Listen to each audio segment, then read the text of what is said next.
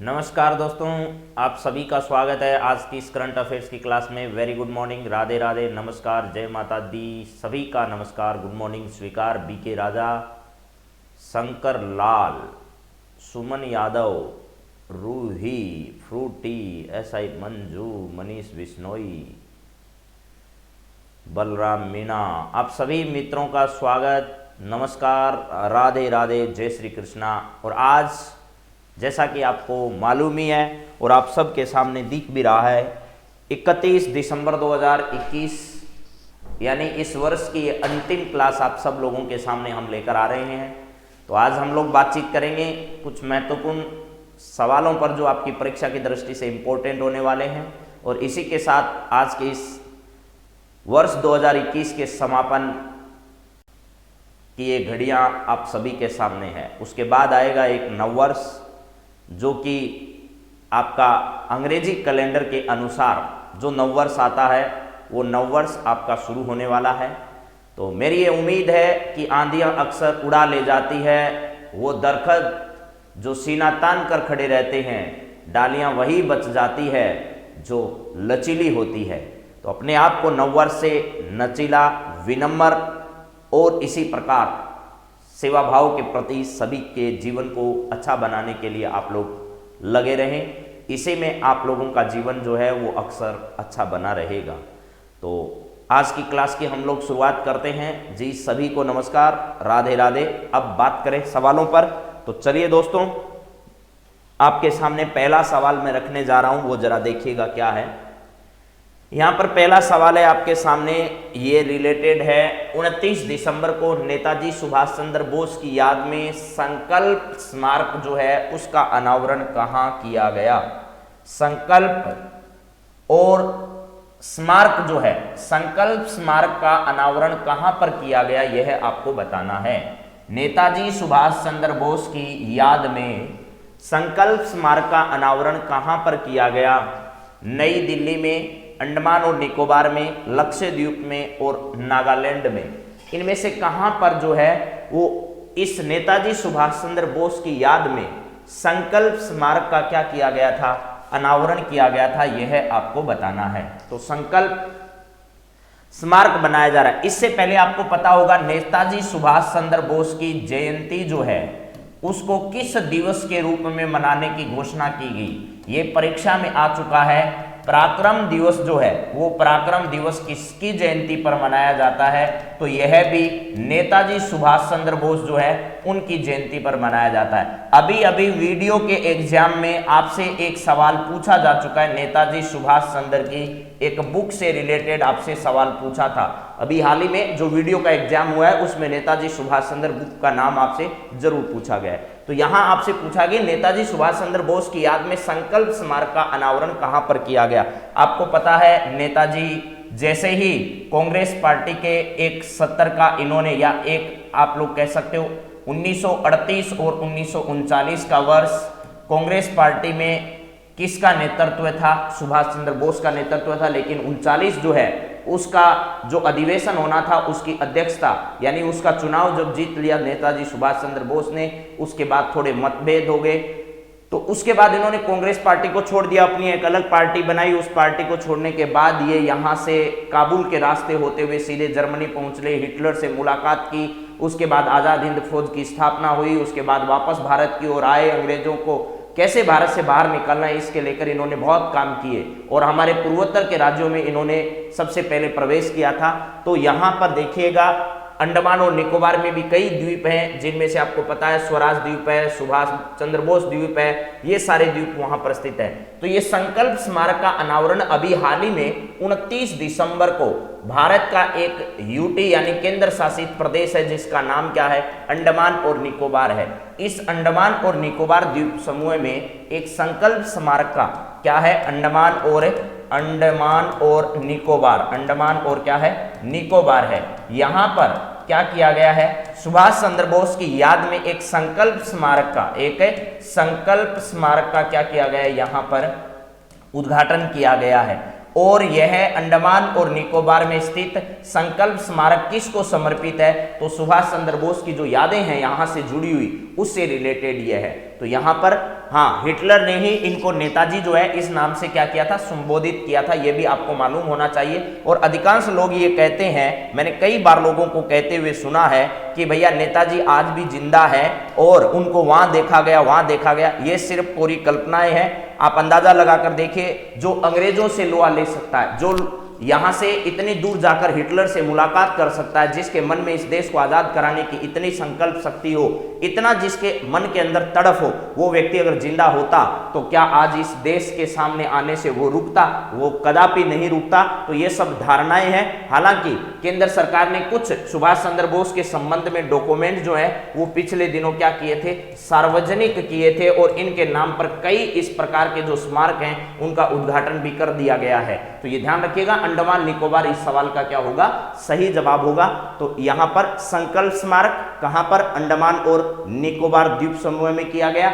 और यह संकल्प स्मारक के साथ साथ पराक्रम दिवस भी ध्यान रखना, नेताजी की जिस दिन जयंती मनाई जाती है उस दिन यह जो है वो आपका पराक्रम दिवस कहलाता है। अगला सवाल जरा देखिएगा, PETA person of the year 2021 का पुरस्कार हाल ही में किसे दिया गया है? यानी जानवरों के प्रति प्रेम रखने वाले व्यक्तियों को यह पुरस्कार क्या किया जाता है, दिया जाता है।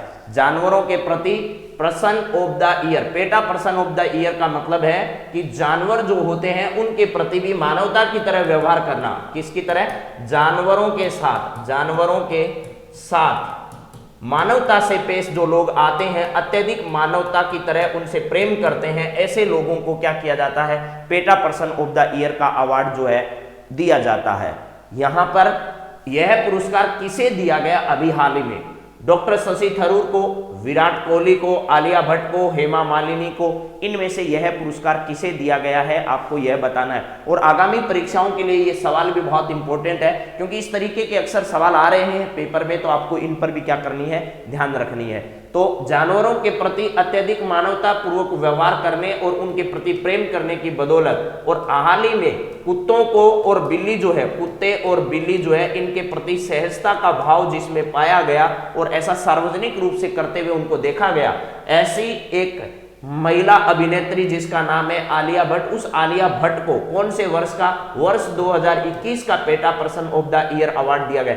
इससे पहले शशि थरूर को भी दिया जा चुका है, विराट कोहली को भी दिया जा चुका है, हेमा मालिनी को भी दिया जा चुका है। यानी ये सारे जो ऑप्शन दे रखे हैं मैंने, ये PETA person of the year जो है, इस अवार्ड को भी यहां पर मैंने शामिल कर दिया। इन सबको यह पुरस्कार दिया जा चुका है, लेकिन वर्ष 2021 का किसे दिया गया है? तो यह वर्ष 2021 का किसे दिया गया है, ठीक है।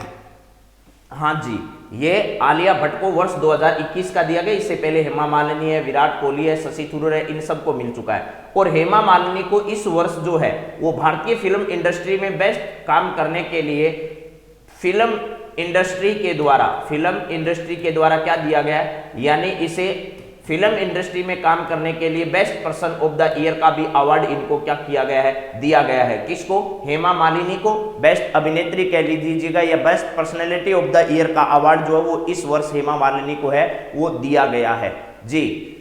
हाँ जी, सही बात है यहां पर।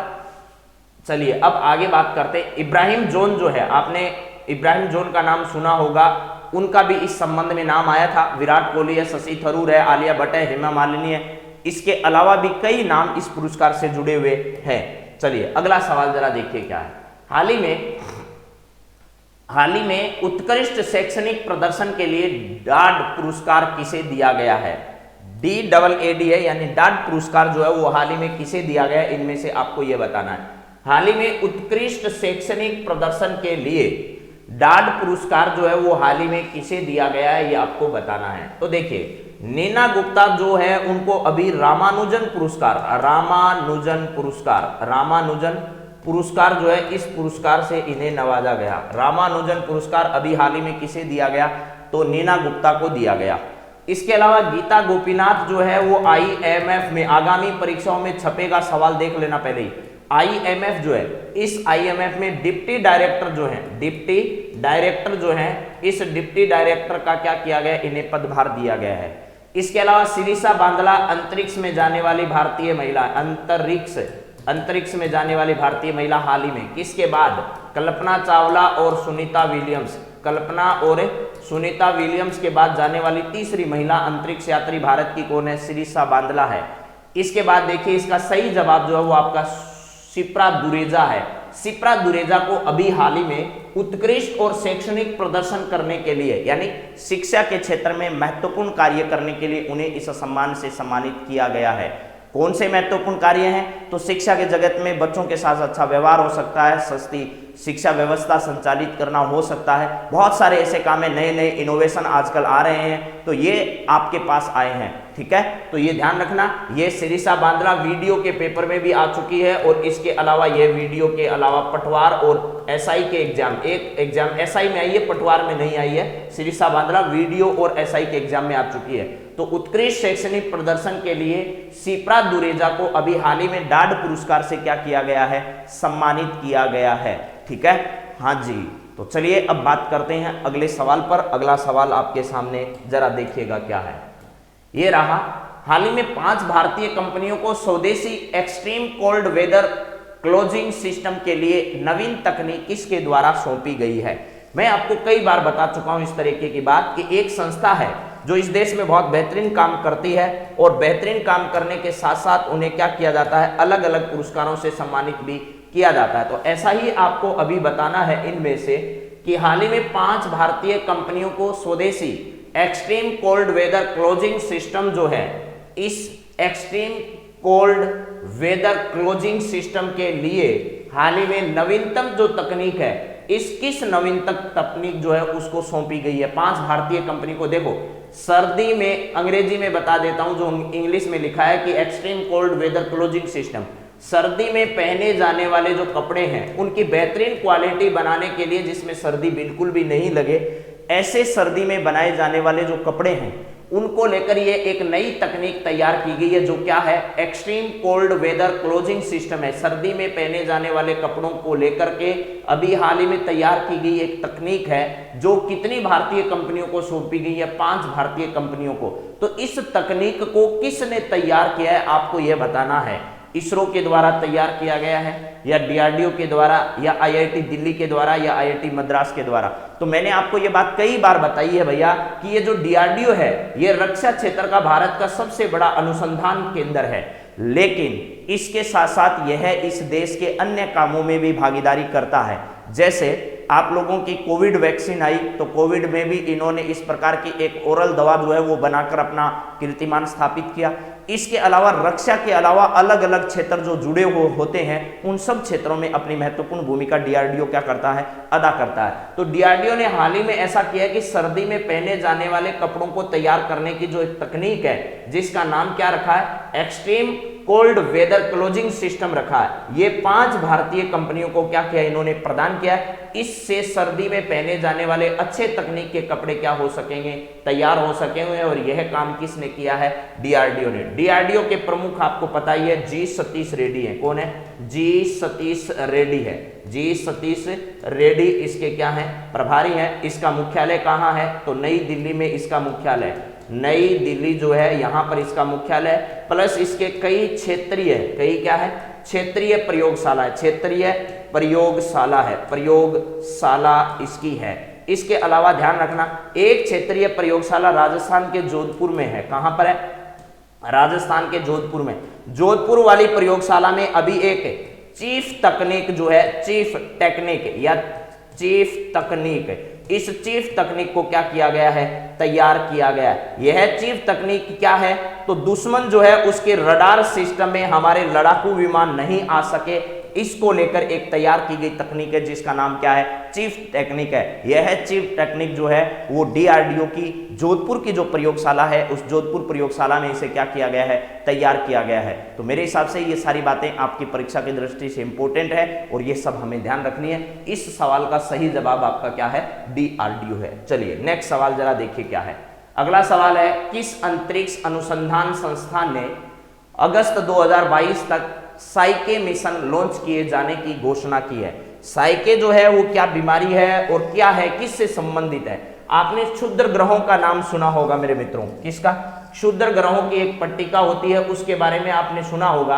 उस क्षुद्र ग्रहों के बीच की जो पट्टिका है, जैसे आपका ये पूरा सिस्टम है, इस सिस्टम में यहां पर सबसे पहले सूर्य है, उसके बाद में मान लो आपका बुध है, ठीक है। ऐसे करते करते आप यहां आते हो मंगल और पृथ्वी के पास। यहां पर क्षुद्र ग्रहों की एक पट्टिका है, ठीक है। ये आंतरिक ग्रह हैं, ये बाह्य ग्रह हैं। आंतरिक और बाह्य ग्रहों के बीच में ये तो क्या है? आंतरिक है। आंतरिक और क्या है? बाह्य है। इन आंतरिक और बाह्य ग्रहों के बीच में ये जो पट्टिका पाई जाती है, इस पट्टिका के विभिन्न हिस्सों का अध्ययन करने के लिए एक अंतरिक्ष एजेंसी है जो क्या भेजना चाह रही है? एक साइके नाम का एक मिशन यहां पर भेजना चाह रही है, ताकि इस पट्टिका के बारे में बहुत अच्छे से क्या हो सके? अध्ययन किया जा सके। तो ऐसा अध्ययन करने के लिए इस आंतरिक और बाह्य ग्रहों के बीच की इस पट्टिका यानी क्षुद्र ग्रहों की जो पट्टिका है, क्षुद्र ग्रह, इस पट्टिका के अध्ययन के लिए क्या किया जाएगा? साइके मिशन लॉन्च किया जाएगा। कब? वो अगस्त 2022 में। अगस्त 2022 में। कल से याद रखना है, कल से तारीख 2022 की लगानी है भैया, ठीक है। 21 धीरे धीरे भूलने में आपको अब समय लगेगा, ठीक है। सर मेरे वीडियो में 28 नंबर बन रहे हैं, क्या मैं सेफ हूं? अरे भैया सेफ की क्या कहें अब आपको। अगस्त 2022 है, यहां से ये साइके मिशन भेजा जाएगा। इसरो नहीं भेज रहा है, स्पेस एक्स नहीं भेज रहा है और जाक्सा नहीं भेज रहा है। इस मिशन को भेज रहा है नासा, यानी जो आपकी अमेरिका की अंतरिक्ष एजेंसी है। अमेरिका की क्या है? अंतरिक्ष एजेंसी है, वो इस मिशन को भेज रही है। भारतीय अंतरिक्ष एजेंसी का नाम क्या है? इसरो है। ये प्राइवेट कंपनी है स्पेस एक्स, जो एलन मस्क की है। किसकी है? एलन मस्क की है। एलन मस्क की एक कंपनी स्पेस एक्स है। और इसके अलावा ध्यान रखना, टेस्ला जो कंपनी है, टेस्ला कंपनी, उसके भी मालिक एलन मस्क है।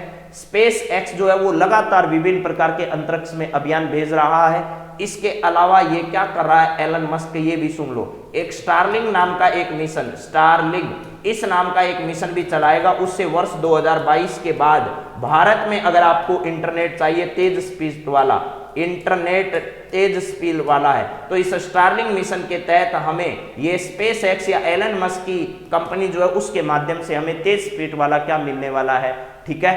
तो इसमें ध्यान रखना है, तो यहां ध्यान रखिएगा। इसके बाद है जाक्सा। जाक्सा क्या है? तो जाक्सा है वो जापान की एक अंतरिक्ष एजेंसी है। कहां की है? जापान की अंतरिक्ष एजेंसी है, ये ध्यान रखना है। जापान की अंतरिक्ष एजेंसी जो है वो क्या है? आपकी जाक्सा है। स्पेस एक्स ये है एलन मस्क की, नासा अमेरिका की, इसरो कहां की है? भारत की है। ये सब अंतरिक्ष अनुसंधान के क्षेत्र में क्या करते हैं? काम करते हैं। हाँ जी महादेव जी, आपके पक्के चांस हैं, आप चिंता मत करो, ठीक है। चलिए इसके बाद अगली बात करते हैं। अगला सवाल जरा देखिए। संयुक्त राष्ट्र सुरक्षा परिषद में आतंकवाद विरोधी समिति की अध्यक्षता जनवरी 2022 से कौन करने वाला है? ये जरा आपका सवाल है और इसका जवाब दीजिए। 2022 से सुरक्षा परिषद है, उसमें ध्यान रखना इस बार एनडीए का 2021 का जो पेपर हुआ, फर्स्ट पेपर, उसमें इस सुरक्षा परिषद से रिलेटेड सवाल पूछा जा चुका है। संयुक्त राष्ट्र सुरक्षा परिषद में आतंकवाद विरोधी समिति की अध्यक्षता जो है वो जनवरी 2022 से कौन करने वाला है, यह आपको बताना है। पहली बात करें, संयुक्त राष्ट्र की सुरक्षा परिषद में टोटल 10 सदस्य जो हैं वो अस्थायी होते हैं, 5 सदस्य जो हैं वो स्थायी होते हैं। 5 सदस्य क्या होते हैं इसमें? स्थायी होते हैं, ये ध्यान रखना। ये 10 सदस्य जो हैं वो क्या होते हैं? अस्थायी सदस्य होते हैं। ये प्रति 2 वर्ष बाद क्या होते रहते हैं? बदलते रहते हैं। और इनमें से मूलतः इसमें 6 ही सदस्य थे। क्या थे? मूलतः इसमें 6 सदस्य ही थे, ये ध्यान रखना, सदस्य ही थे। यह सवाल एनडीए 2021 का पूछा जा चुका है। एनडीए 2021 की फर्स्ट पेपर में यह सवाल आ चुका है। ये बात आप भेजे में ध्यान रखना है, ठीक है। तो यहां पर सदस्य मूल रूप से कितने थे? 6 थे, लेकिन अब अस्थायी सदस्य कितने होते हैं? अब 10 होते हैं। भारत इसमें शामिल है। 5 सदस्य इसमें क्या होते हैं? स्थायी होते हैं। सुरक्षा परिषद जो है वो आपका यूएनए का ही एक भाग है। आतंकवाद विरोधी समिति को भारत का क्या बनाया जा रहा है? अध्यक्ष बनाया जा रहा है, ये ध्यान रखना। कब से? जनवरी 2022 से। हालांकि सुरक्षा परिषद जो है उसके अस्थायी सदस्यों का सदस्य भी भारत इस बार बना है, लेकिन उसे आतंकवाद विरोधी समिति का अब जनवरी 2022 से उसकी अध्यक्षता करने के बारे में भारत को क्या मिल रहा है, मौका मिल रहा है। तो यहां ध्यान रखना, इसका सही जवाब यूएसए नहीं है, इसका सही जवाब चाइना नहीं है, इसका सही जवाब रूस नहीं है, इसका सही जवाब क्या है, भारत है। भारत जनवरी 2022 से, यानी कल से ही मान लीजिए आप, जनवरी 2022 से भारत क्या करने जा रहा है, यूएन जो है, इस यूएनओ की सुरक्षा परिषद जो है, इस सुरक्षा परिषद की एक आतंकवाद विरोधी समिति है, आतंकवाद विरोधी समिति है।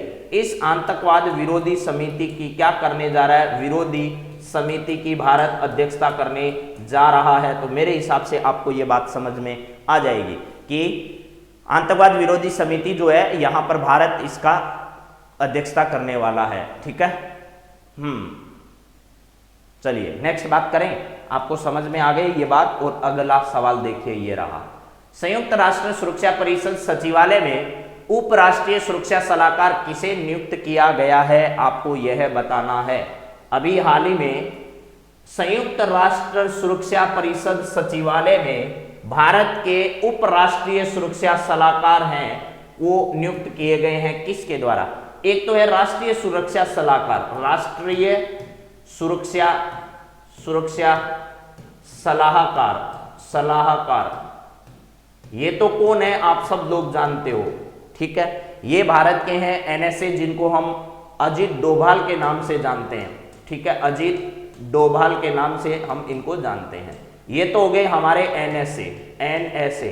अब डिप्टी एनएसए कौन है, डिप्टी एनएसए कौन है, एनएसए कौन है, जिनको अभी हाल ही में सुरक्षा परिषद सचिवालय में उनको भेजा गया, उनका नाम क्या है, नृपेंद्र मिश्र है क्या? नृपेंद्र मिश्र नहीं है। इन्हें जो है ये एक सिविल सर्वेंट होने के नाते, क्या होने के नाते, सिविल अधिकारी यानी प्रशासनिक अधिकारी होने के नाते भी इन्हें पद्म विभूषण जो पुरस्कार है, ये पद्म विभूषण पुरस्कार मिल चुका है इनको वर्ष 2021 में। ठीक है, और ध्यान रखना यह वीडियो के एग्जाम में सवाल आ चुका है, वीडियो के एग्जाम में यह सवाल आ चुका है। इसके बाद अजीत डोभाल इसका सही जवाब नहीं है। विपिन रावत साहब के बारे में आप सब लोग जानते हैं कि भैया भारत के पहले सीडीएस रहे हैं, प्लस तमिलनाडु कुन्नूर में हुए, तमिलनाडु के कुन्नूर में हुए अभी एक दुर्घटना में, हेलीकॉप्टर दुर्घटना में इनका क्या हो चुका है, निधन हो चुका है। तो ये ध्यान रखना है। पहले विपिन रावत साहब सीडीएस थे, वर्तमान में चीफ ऑफ सिलेक्शन कमेटी जो है वो है, अब सीडीएस नहीं है कोई भी। इस चीफ ऑफ सिलेक्शन कमेटी के अध्यक्ष जो है वो एमएन नरवाणे साहब हैं, मनोज मुकुंद नरवाणे जो हैं, ये आपके क्या है अभी COSC कमेटी जो है उस कमेटी के अध्यक्ष हैं। तो अब बच गया एक ही ऑप्शन, जो क्या है, विक्रम मिश्री है। ये क्या है, विक्रम मिश्री जो है वो अभी हाल ही में, विक्रम मिश्र कह लो, आपको याद नहीं होता तो या मिश्री याद रह जाएगी। ठीक है, भारत में राष्ट्रीय सलाहकार चाइना से विक्रम मिश्री और नल्ला से अजीत डोभाल। हाँ जी, चाइना जो है उससे निपटने के लिए ये बहुत, चाइना के जितने भी मामले हैं उन चाइना के मामलों में विपिन रावत साहब और ये विक्रम मिश्री जो हैं, इनको बेहतरीन जानकारियां थी। एक टीवी में दिए गए विपिन रावत साहब के इंटरव्यू में ये कहा गया था कि मुझे कुछ दिनों की मोहलत और मिल जाए, जब मैं अपने काम से फ्री हो जाऊं, रिटायर हो जाऊं, तब मैं चाइना के बारे में सारी बातें बोलूंगा एक दिन, और चाइना की हकीकत क्या है और स्थितियां क्या है वर्तमान की, उसके बारे में मैं खुलकर बातचीत कर पाऊंगा जब मैं अपने पद से रिटायर हो जाऊंगा। लेकिन वो दिन अब कभी नहीं आएगा जीवन में।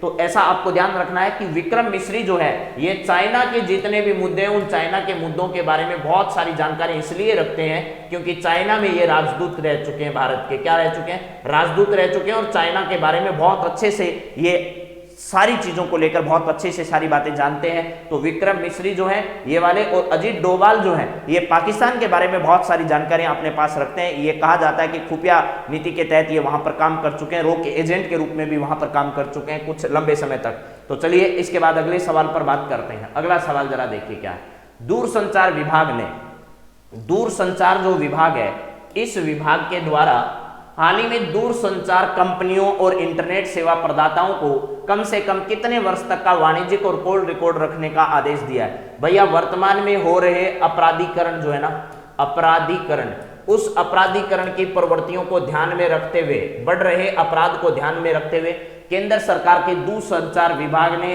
एक तो कौन सी कंपनियां आपकी दूरसंचार कंपनियां हैं उनसे कहा है भैया एक तो आप जो व्यापार कर रहे हो ना उस व्यापार का, एक तो क्या कर रहे हो आप व्यापार कर रहे हो तो आपके वाणिज्यिक जो भी लेन देन हो रहा है उस वाणिज्यिक लेन देन प्लस आपके इस सिस्टम से जितने भी कॉल हो रहे हैं उन सब कॉल की आप रिकॉर्डिंग या फिर आप लोग उसका जो डाटा है वो डाटा कितने वर्ष तक कम से कम आपको रखना ही होगा, ये आदेश दिया गया है दूरसंचार विभाग के द्वारा। तो कितने वर्ष तक रखना होगा, ठीक है, हाँ जी। चलिए यहां पर है 1 वर्ष, 1 वर्ष नहीं, 3 वर्ष भी नहीं, 5 वर्ष भी नहीं, कम से कम 2 वर्ष का तो इन्हें रखना ही होगा डाटा। इससे ज्यादा उनकी मर्जी है, वो रखे तो ठीक, नहीं रखे तो ठीक है, ठीक है। तो इसको ध्यान में रखना है कि दूरसंचार कंपनियों को दूरसंचार विभाग ने कम से कम 2 वर्ष तक का वाणिज्यिक और कॉल से संबंधित जो डाटा है वो डाटा रखने को कहा गया है। तो अब 2 वर्ष से पहले वो क्या नहीं कर सकते, उस डाटा को डिलीट नहीं कर सकते, ऐसा दूरसंचार विभाग ने उन्हें क्या किया है, कहा है। यानी आप कॉल कर रहे हो किसी को, आप किसी से फोन पर बातें कर रहे हो, क्या बात आपने की, तो ये सब बातें आपकी रिकॉर्ड कंपनी के पास रहता है। लेकिन पहले कंपनी इसे जल्दी क्या कर देती थी, हटा देती थी या डिलीट कर देती थी, लेकिन अब 2 वर्ष तक आप जो कुछ भी करोगे उस पर निगाह किसकी रहेगी, कंपनियों की रहेगी। तो वो कंपनियां आपका डाटा 2 वर्ष तक इसे केंद्रित रखेगी। और 13 शहरों में जो है वो 4G नहीं भैया 5G इंटरनेट की सुविधा जो है वो आरंभ होने वाली है। 5G इंटरनेट सुविधा है वो आरंभ होने वाली है, 4G आएगा ही नहीं, सीधा 5G ही आपके सामने आएगा। चलिए global environment and climate action जो अवार्ड है उसके संबंध में आपसे सवाल पूछा जा रहा है। Global environment and climate action citizen award 2021 किसने जीता है? विरल देसाई ने, अतुल कुमार गोयल ने, एडवर्ड ओ विल्सन ने, इनमें से कौन सा व्यक्ति है जिसने global environment and climate action citizen award जो है वर्ष 2021 का प्राप्त किया है? उस व्यक्ति का आपको बताना है नाम क्या है। तो फटाफट बता दीजिएगा कि भैया एनवायरनमेंट अवार्ड जो है इनमें से किस व्यक्ति ने अभी हाल ही में जीता है। Global environment and climate action citizen award 2021 हाल ही में किसने जीता है, यह आपको बताना है। एक ध्यान रखना, मदर टेरेसा मेमोरियल अवार्ड भी है। क्या है? Mother Teresa memorial award, mother Teresa memorial award, यह है मेमोरियल अवार्ड भी आपको क्या कर लेना है, ध्यान रखना है। यह कितने लोगों को दिया गया? तो यह 3 लोगों को यह अवार्ड जो है वो प्रदान किया गया। 3 लोग जो है इनको यह अवार्ड जो है वो प्रदान किया गया। मदर टेरेसा वाला अवार्ड जो है, मदर टेरेसा मेमोरियल अवार्ड कितने लोगों को? 3 लोगों को। एक्टर अनिल प्रकाश जोशी, विद्युत मोहन और रिधिमा पांडे। अनिल प्रकाश जोशी, पहला क्या है? डॉक्टर अनिल प्रकाश जोशी, डॉक्टर अनिल प्रकाश जोशी, एक तो नाम ये याद करना है आपको, अनिल प्रकाश जोशी है, ठीक है। एक रिधिमा है, रिधिमा, ठीक है, और एक है विद्युत। तो रिधिमा याद हो गया तो विद्युत याद करने में कोई दिक्कत नहीं आएगी। विद्युत मोहन है, विद्युत क्या है? मोहन है, विद्युत मोहन है, विद्युत मोहन है, और रिधिमा पांडे है, रिधिमा क्या है? पांडे है। तो ये 3 नाम भी आपको ध्यान रख लेने हैं। मदर टेरेसा मेमोरियल अवार्ड अभी हाल ही में किसे प्रदान किया गया? डॉक्टर अनिल प्रकाश जोशी को, रिधिमा पांडे को, विद्युत मोहन को, ये 3 व्यक्तियों को अभी हाल ही में मदर टेरेसा मेमोरियल अवार्ड जो है वो प्रदान किया गया, जिसे नाइटिंगेल के नाम से जाना जाता था। ऐसी जो आपकी मदर टेरेसा है उसके सम्मान में यह पुरस्कार जो है दिया जाता है, ठीक है। तो चलिए अभी बात करते हैं इन सवालों के बारे में, क्या होगा जरा देखो। यहां पर है कि global environment and climate action citizen award 2021 किसने जीता है? तो अतुल कुमार गोयल ने नहीं जीता, एडवर्ड ओ विल्सन, इनका हाल ही में निधन हो चुका, आपको पता होगा एडवर्ड ओ विल्सन का अभी हाल ही में इनका क्या हो चुका है भैया? निधन हो चुका है, ठीक है। अतुल कुमार गोयल नहीं है, इसका सही जवाब जो है वो विरल देसाई है। विरल देसाई को अभी हाल ही में global environment and climate action citizen 2021 जो है इस पुरस्कार को इन्होंने क्या किया है? प्राप्त किया है। तो इसका सही जवाब ए होगा, ठीक है।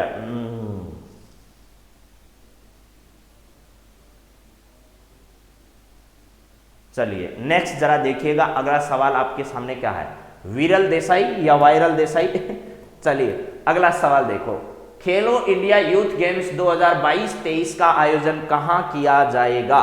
ध्यान से पढ़ना सवाल को, बेजा खराब मत कर लेना, सवाल गलत हो जाएगा वरना ऑप्शन बदलते ही। यहां पूछा है वर्ष 2022-23 का, तो देखो अभी वर्ष 2021 के खेलो इंडिया यूथ गेम्स का आयोजन 2022 में किया जाएगा। कहां किया जाएगा, ये हरियाणा में किया जाएगा। कहां पर, हरियाणा में किया जाएगा, ये आपको पता होना चाहिए।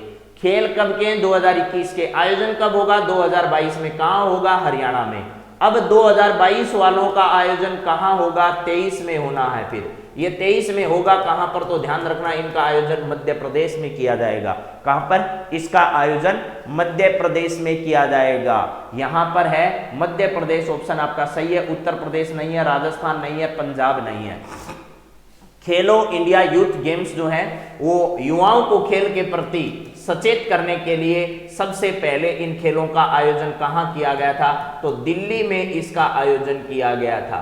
ठीक है, दिल्ली में भी आयोजन हो चुका है। इसके अलावा आपके पुणे महाराष्ट्र में जो है ना, पुणे कहां पर, महाराष्ट्र जो है वहां पर भी इनका आयोजन जो है वो हो चुका है। ध्यान रखना पुणे महाराष्ट्र और दिल्ली में इन खेलों का आयोजन किया जा चुका है। अब कहां किया जाएगा, ठीक है, इसका आयोजन किया जाएगा अब मध्य प्रदेश में और कहां पर, हरियाणा में। हरियाणा में 2021 का आयोजन 2022 में होना है, 2022 के खेल का आयोजन 2023 में होना है। होना कहां है, मध्य प्रदेश की राजधानी भोपाल कह दीजिए आप लोग, चाहे मध्य प्रदेश में अब कहीं हो चाहे, लेकिन इसका आयोजन कहां होगा, मध्य प्रदेश में किया जाएगा। चलिए जरा मैं अगले सवाल पर बढ़ता हूं। अगला सवाल आपके सामने क्या आने जा रहा है जरा देखिएगा। चलिए नेक्स्ट बात करते हैं अगले सवाल पर। यहां पर नेक्स्ट सवाल आपका जो है वो देखिए ये रहा, WTO में लीगल ऑफिसर बनने वाली स्वाति शर्मा का संबंध राजस्थान में कहां से है, ये बताइए। राजस्थान की एक बालिका जिसको वर्ल्ड ट्रेड ऑर्गेनाइजेशन जो है, इस वर्ल्ड ट्रेड ऑर्गेनाइजेशन में लीगल ऑफिसर बनने का गौरव प्राप्त हुआ है। और ये लीगल ऑफिसर बनने वाली है कौन, जिसका नाम है स्वाति शर्मा। इस स्वाति शर्मा का संबंध राजस्थान से है। पहली बात तो यह है, कहां से है भैया, राजस्थान से है इनका संबंध। और राजस्थान में एक ऐसा जिला है जहां पर आपको पता है क्या है, तांबे, ठीक है, तांबे कह दीजिए या कोपर कह दीजिए, उस कोपर की बड़ी खानें हैं, पूरे देश भर में उसकी ख्याति है। प्लस यहाँ स्वामी विवेकानंद भी आए, स्वामी विवेकानंद आए। और यहाँ पर एक जगह है जिसका नाम है खेतड़ी। खेतड़ी के थे महाराजा, और महाराजा ने स्वामी विवेकानंद जिनका मूल नाम क्या था, नरेंद्र दत्त था, नरेंद्र दत्त था, उस नरेंद्र दत्त से क्या बना दिया, उन्हें स्वामी विवेकानंद बना दिया। ऐसे जिले का नाम आपको बताना है, कौन सा जिला है। और वह जिला अपनी हवेलियों के लिए भी प्रसिद्ध है, शिक्षा जगत में तो खैर वो आगे है ही, ठीक है, हाँ जी।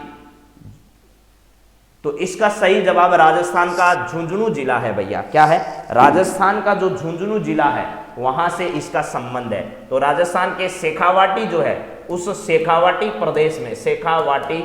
प्रदेश में 3 जिले प्रमुखता से आते हैं, जिसमें आपका सीकर जिला है, उसके बाद आपका झुंझुनू जिला है, और इसके बाद आपका चूरू जिला है। ये 3 जिले शेखावाटी प्रदेश और पर्यटन की दृष्टि से यह शेखावाटी सर्किट के अंतर्गत आता है। शेखावाटी किसके अंतर्गत, शेखावाटी सर्किट जो है उस शेखावाटी सर्किट का हिस्सा है। ये 3 जिले जो है यहाँ शेखावाटी सर्किट बनाया जा रहा है। और इसमें ही चूरू में स्थित जो सालासर का मंदिर वह हनुमान सर्किट के अंतर्गत भी आता है। किसमें, हनुमान सर्किट के अंतर्गत उसे शामिल किया जा चुका है। सीकर जिले का खाटू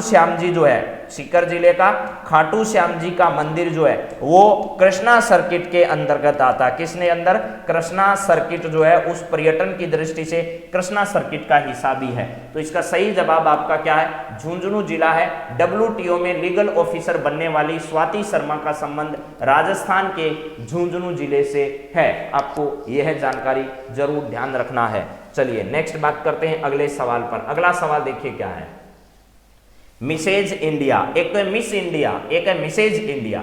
यहां है मिसेज इंडिया 2021-22, लेकिन आपकी परीक्षा में जो छपेगा वो मैं बोर्ड पर लिख रहा हूं, बता दीजिए फटाफट। मिस इंडिया 2021 कौन रही, और इसके अलावा मिस यूनिवर्स जो है, मिस यूनिवर्स ये छपेगा पेपर में, मिस यूनिवर्स 2021 का पुरस्कार किसको मिला ये जरा बताइएगा।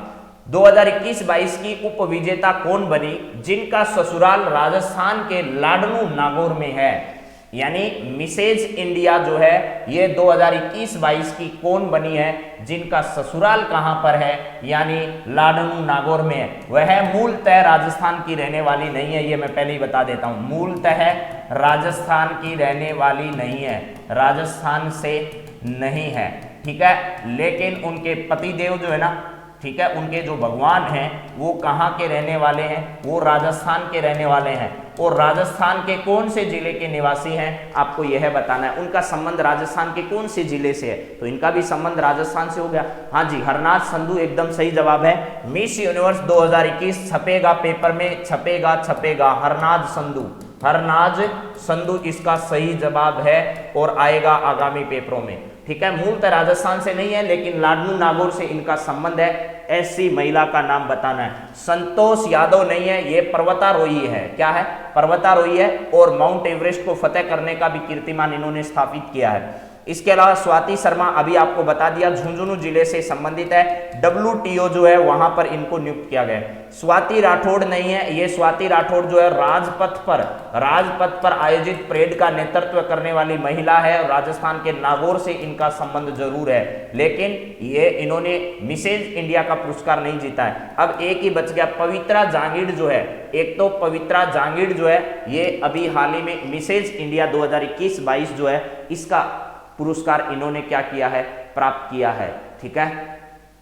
हाँ जी, यहां पर आपका सही जवाब यही है, पवित्रा जांगीड़ इसका सही जवाब है। ये हरनाथ संधू है। चलिए नेक्स्ट सवाल पर बात करते हैं। अगला सवाल आपकी स्क्रीन पर ये रहा।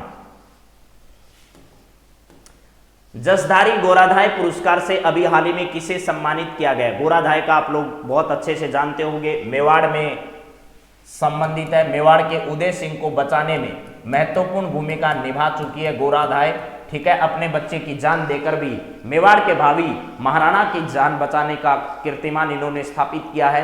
तो ऐसी गोराधाय, पन्नाधाय का नाम भी आपने सुना होगा, ठीक है। तो इससे सम्मानित होने का अवसर जो है वो किसे प्राप्त हुआ है? गीता कुमारी को, दीप सिंह भाटी को, एवं दोनों को, या नन ऑफ दीज को?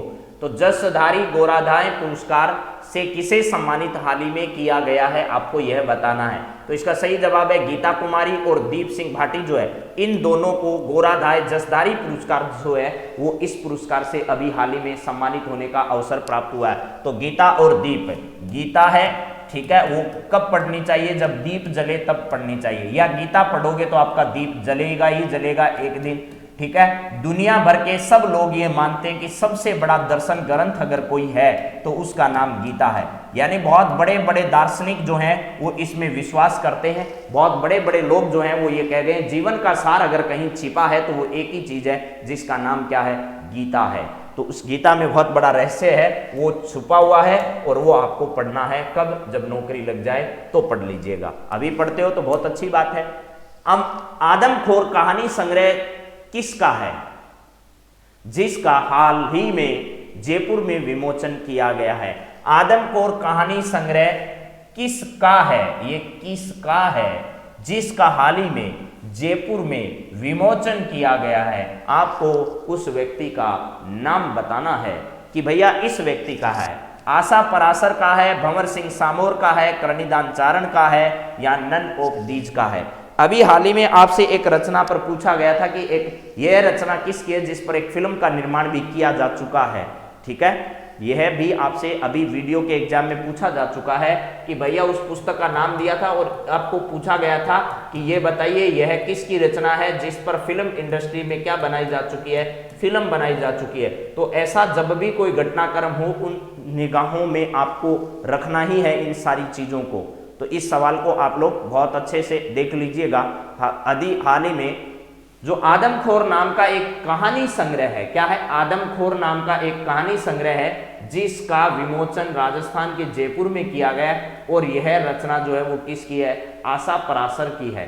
आशा पराशर की रचना आदमखोर का अभी हाल ही में, आदमखोर का अभी हाल ही में विमोचन कहाँ किया गया है, तो इसका विमोचन हाल ही में किया गया है आपका आदमखोर कहानी संग्रह का जयपुर में। चलिए नेक्स्ट सवाल देखिए मेरे मित्रों, और आपका सवाल जो है वो ये है, नीति आयोग द्वारा जारी स्टेट हेल्थ इंडेक्स 2019-20 में राजस्थान को कौन सा स्थान मिला है, यह जरा बताइए। अभी हाल ही में 2 इंडेक्स आ चुके हैं, जरा ध्यान से सुन लो। एक इंडेक्स आया था सुशासन सूचकांक, सुशासन सूचकांक, सुशासन सूचकांक 2021, सूचकांक 2021। मैंने ये आपको बात बताई है कि भैया इसमें बी वर्ग जो है, बी वर्ग में राजस्थान शामिल है। इस बी वर्ग में ओवरऑल कैटेगरी अगर देखी जाए, ओवरऑल कैटेगरी देखी जाए तो पहला स्थान मध्य प्रदेश का है और दूसरा स्थान किसका है, दोरारो देश राजस्थान है। उस दोरारे प्रदेश राजस्थान का स्थान कितना है, ओवरऑल 2 नंबर, बी ग्रुप जो है उसमें दूसरी रैंकिंग है। उसके बाद मैंने आपको बताया था पर्यावरण हो, क्या हो, पर्यावरण हो, सुरक्षा हो, इन सब क्षेत्रों में जो है वो राजस्थान क्या है, फर्स्ट स्थान पर है। यानी ये पूरा का पूरा जो सुशासन सूचकांक है ये 14 बिंदुओं को लेकर के तैयार किया गया है। इसमें 14 बिंदुओं को तैयार किया गया है, उसमें से पर्यावरण है, सुरक्षा है, इस प्रकार के 3 क्षेत्र ऐसे हैं जिसमें राजस्थान का क्या आया है, पहला स्थान आया। यानी 14 बिंदुओं में से 3 बिंदु ऐसे हैं जिनमें राजस्थान का कौन सा स्थान है, पहला स्थान है। ओवरऑल कैटेगरी में इसमें मध्य प्रदेश जो है उसका पहला स्थान है। ठीक है, हाँ जी। तो चलिए अब आपसे क्या पूछा है वो देखो, आपसे पूछा है स्टेट हेल्थ इंडेक्स के बारे में। स्टेट हेल्थ इंडेक्स के बारे में मैंने कल भी आप लोगों को एक बात बताई थी। स्टेट हेल्थ इंडेक्स के बारे में कल हमने एक बात आपसे की थी कि भैया इस बात को जरूर ध्यान रखना है, ठीक है। और वो बात ये थी कि स्टेट हेल्थ इंडेक्स में किसके साथ तैयार किया, तो इसको नीति आयोग ने तो तैयार किया है और विश्व बैंक और स्वास्थ्य मंत्रालय ने इसमें सहयोग किया। किसने तैयार किया इसको, ये बात मैं आपको यहां लिख कर दे देता हूं। मैंने कहा था इसको नीति आयोग के द्वारा तो क्या किया गया, जारी किया गया। ऊपर पहली लाइन में लिखा हुआ है नीति आयोग द्वारा जारी किया गया। तैयार करने में भूमिका किसकी है, तो विश्व बैंक की भूमिका है। इसके अलावा स्वास्थ्य मंत्रालय जो है, स्वास्थ्य मंत्रालय, इस स्वास्थ्य मंत्रालय ने भी इसको तैयार करने में अपनी क्या की है, महत्वपूर्ण भूमिका अदाई है। इसके बाद आपसे पूछा गया था कि इस नीति आयोग द्वारा जारी इस इंडेक्स का कौन सा संस्करण है, कल की क्लास के सवाल हैं। तो मैंने कहा था ये इस इंडेक्स का 4था संस्करण है, ये भी ध्यान रखना है। ये इसका कौन सा संस्करण है, 4था संस्करण हाल ही में जारी किया गया है। इसमें केरल, तमिलनाडु, आंध्र प्रदेश जो है और तेलंगाना जो और महाराष्ट्र है।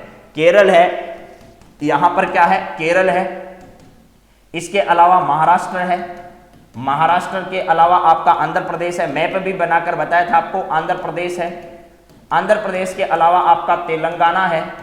ये जो स्टेट हैं, केरल है, महाराष्ट्र है, आंध्र प्रदेश है और तेलंगाना है, ये तमिलनाडु और इसमें शामिल है। मैंने लिखा नहीं, यहां लिख देता हूं, तमिलनाडु, तमिलनाडु। ये जो स्टेट हैं, इन स्टेट को इमर्जिंग स्टेट का दर्जा दिया गया है। किस स्टेट का, इमर्जिंग स्टेट जो है, यानी रैंकिंग में फ्रंट रनर श्रेणी में इनको क्या किया गया है, शामिल किया गया। फ्रंट रनर श्रेणी जो है इस श्रेणी में शामिल किया गया। फ्रंट रनर श्रेणी के स्टेट है ये, 4थे संस्करण में फ्रंट रनर श्रेणी, फ्रंट रनर श्रेणी जो है इस श्रेणी में इनको क्या किया गया, शामिल किया गया। लेकिन आपसे सवाल कुछ और ही पूछा है, आपसे सवाल सिर्फ राजस्थान के बारे में पूछा है कि राजस्थान का इसमें कौन सा नंबर है ये बताइए। तो राजस्थान का इसके 16वां नंबर है मेरे मित्रों। कौन सा है, 16वां नंबर किसका है, राजस्थान का। और राजस्थान की दृष्टि से सुशासन सूचकांक और आपका नेशनल हेल्थ सर्वे वाला ये जो आया है नया स्टेट हेल्थ सर्वे, इसको जरूर ध्यान रखना। इसने नीति आयोग ने जारी किया है, 4था संस्करण है। और इसमें आपका केरल है, इसमें आपका महाराष्ट्र, कर्नाटक नहीं है, ये ध्यान रखना है। केरल है, तमिलनाडु है, आपका आंध्र प्रदेश है, इसमें तेलंगाना है। ये सारे स्टेट जो हैं इनको क्या किया गया, फ्रंट रनर श्रेणी में इनको रखा गया है, फ्रंट रनर श्रेणी में इनको रखा गया है। तो मेरे मित्रों आपके 15 सवाल आज की क्लास के संपन्न हो चुके हैं। इसी के साथ आपका वर्ष 2021 का करंट अफेयर्स जो है वो बातें हमारी समाप्त है। अब बात हम कल से शुरू करेंगे वर्ष 2021 में, लेकिन खबरें इसी प्रकार बनती रहेगी। आप अपनी तैयारी को मजबूत करते रहिएगा। वर्ष आता रहेगा, जाता रहेगा, परीक्षाएं होती रहेगी, लेकिन परीक्षाओं में सफलता हासिल करोगे तो आपका भविष्य सुनहरा बनेगा, इसमें कोई दो राय नहीं है। और कल राजस्थान सरकार ने जो है वो 20,000 मई में आयोजित होने वाली रीट की परीक्षा जो है वो दोबारा से कराने का फैसला भी कर लिया है। रीट परीक्षा जो है उसको कब तक किया जाएगा, तो मई के महीने में आपकी रीट परीक्षा का दोबारा से आयोजन होगा, ऐसा कहा है अशोक गहलोत जी ने। तो इसका आयोजन भी हो सकता है। तो ये 20,000 भर्तियां भी बहुत बड़ी है, जो बीएड धारी हैं, जो एसटीसी हैं, उनके लिए एक अच्छा अवसर भी वापस आने वाला है। ठीक है, तो चलिए मित्रों, आप सभी का बहुत बहुत धन्यवाद है। आप सभी से यह वर्ष बड़ा आनंदित रहा। कोई द्वेष, कोई गलती अगर हमसे हुई है, द्वेष हम किसी से रखते नहीं है और ना आपको रखना है। अगर फिर भी कोई गलती है, कोई त्रुटि है हमसे हुई है इस वर्ष, तो आप सभी हमें क्षमा कर सकते हैं चाहे तो आगे भी गलती ना हो, इसी प्रकार की प्रार्थना हम लोग करते हैं उस परवरदिगार, उस ईश्वर से, उस खुदा से कि आगे भी इसी प्रकार हम सब का ये संबंध जो है वो लगातार बना रहे और आप सभी का ये स्नेह जो हमारे प्रति रहा है, ये स्नेह भी लगातार बना रहे। धुरीना और सुभाष चारण जी के जो चैनल आपका है, इस पर आप सभी मित्रों का अपार प्रेम हमें लगातार मिल रहा है और इसी की वजह से हम इतनी सुबह ठंड में भी, सुबह हो, शाम हो, दोपहर हो, हर वक्त आपके सामने हाजिर होते हैं। तो आप सभी का भी ये वर्ष आने वाला आनंदित रहे, आपके जीवन में सफलता लेकर आए, यही मैं खुदा से प्रार्थना करता हूं कि आप सभी को इस जीवन में आनंद दे और नववर्ष आपके लिए कुछ अच्छा लेकर आए, आपको जीवन में जल्द ही सफलता मिले। उसके बाद आप अपने जीवन के असली उद्देश्य को प्राप्त करने की ओर दिशा में अग्रसर होंगे। तो मेरी एक बार फिर आप सभी को नए आने वाले नववर्ष की हार्दिक शुभकामनाएं आप सभी को है और आप सभी मित्रों का बहुत बहुत धन्यवाद है कि आप लगातार इसी प्रकार बने रहें। जय हिंद, जय Bharat, have a nice day. Thank you दोस्तों।